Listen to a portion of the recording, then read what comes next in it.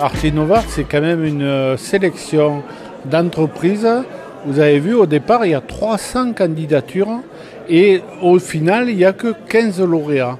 Vous avez les entreprises qui sont sélectionnées par rapport à leur savoir-faire, par rapport à leurs idées, l'innovation, par rapport à leur ancienneté. Alors ce soir, j'ai reçu le prix pour l'innovation. Je pense que déjà le caractère un petit peu surprenant de ce que je tiens, c'est un coussin, c'est de la mousse digitale. Donc c'est-à-dire c'est une mousse imprimée 3D sur mesure, quelque chose de vraiment nouveau dans la conception des sièges sur mesure. L'avenir, c'est de continuer à développer, continuer à améliorer les process et trouver de nouveaux contrats, de nouveaux champs d'application. Je pense que ça peut m'apporter une certaine notoriété, me permettre de montrer vraiment la société qui s'est lancée. Je mets en avant la reconversion professionnelle. Je mets en avant aussi mon maître artisan qui m'a formé, 50 ans de métier, ébéniste menuisier. Là, je suis en train d'acheter un local à Perret, donc là où en plus j'ai créé la société. Et donc je compte y faire des ateliers pour que les gens puissent rénover eux-mêmes des petites pièces ou créer tout simplement des petites pièces. J'ai créé un trophée qui n'est pas le A de l'artisanat, qui n'est pas la Tour Eiffel, qui est un mouvement.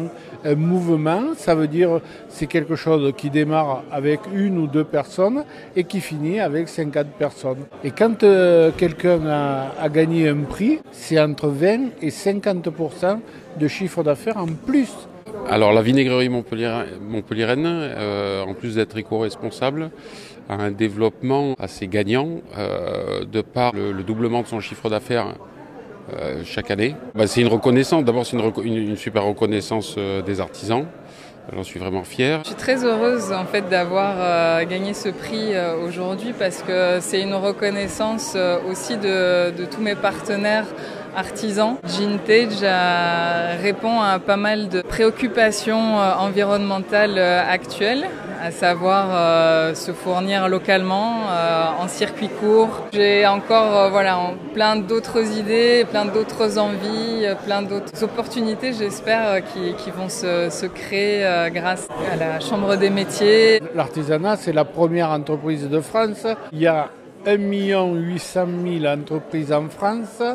Et il y a 3 800 000 de travailleurs dans l'artisanat. Je les aide, je suis sur le terrain, je vais les voir. Ma relation avec la Chambre des métiers, c'est une relation déjà de longue date, où j'ai donc des référents que je vois régulièrement, qui m'informent de tout ce qui peut se passer. C'est aussi une relation autour des formations que j'ai pu suivre grâce à la Chambre des métiers. La CMA en fait m'a permis de créer mon entreprise après une reconversion professionnelle et m'accompagne extrêmement bien déjà pour cette première année. Ce qui est important parce que parfois on se dit que l'auto-entreprise c'est facile à monter quand on écoute autour de nous, mais en réalité c'est pas si simple. La Chambre des métiers de l'artisanat, je l'ai d'abord connue en faisant des formations et maintenant j'ai la chance d'être suivi par une conseillère et qui m'apporte beaucoup de réponses à mes questions. C'est assez récent mon intégration de la Chambre des métiers de l'artisanat. C'est eux qui m'ont repéré en me disant que j'avais toute ma place dans le milieu de l'artisanat. Je les aime parce que je suis artisan. Je suis artisan depuis 1977. Je connais le métier de l'artisanat. Je connais les bons moments, les mauvais moments. Moi, j'ai été élu par les artisans. Et maintenant, il faut que je leur rende.